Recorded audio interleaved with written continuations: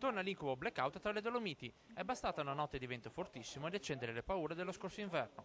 A Cortina le raffiche hanno toccato gli 89 km/h, a Misurina si è arrivati a 102, 60 a Belluno zona aeroporto, 80 a Quero. Tante le piante che hanno ceduto alla forza del vento e che sono cadute sui cavi elettrici. Da Vodo a Domegge nella notte diverse le segnalazioni di blackout, fortunatamente presto rientrate. A Venas di Cadore, come documentano le immagini inviateci da Franco Oliveri, una casa è stata scoperchiata. Tutta la provincia è stata sferzata dal vento, da Belluno fino a Pedavena. Decine gli interventi dei vigili del fuoco. Parecchi interventi tutta la notte, specialmente dalle prime ore dell'alba.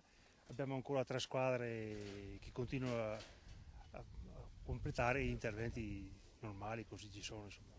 Qui siamo a Libano, comune di Sedico. Un albero si è adagiato sui cavi della linea telefonica a pochi metri dal sentiero che conduce a Barp e al cimitero. Complicato l'intervento dei vigili del fuoco che, per mettere in sicurezza l'area, sono ricorsi anche a strutture trovate sul posto. Cerchiamo di fare il nostro meglio. Disagi si sono registrati anche per le corse ferroviarie tra le 6 e le 8:30 del mattino. Le piante cadute vicino ai binari nelle tratte tra Belluno e Busche e Ponte nelle Alpi e Santa Croce del Lago hanno costretto i mezzi a transitare a velocità ridotta, con conseguenti ritardi. Impicchiata anche le temperature dai 3 agli 8 gradi in meno rispetto a martedì, anche se il föhn ha attenuato il freddo in Nagordino e Valbelluna.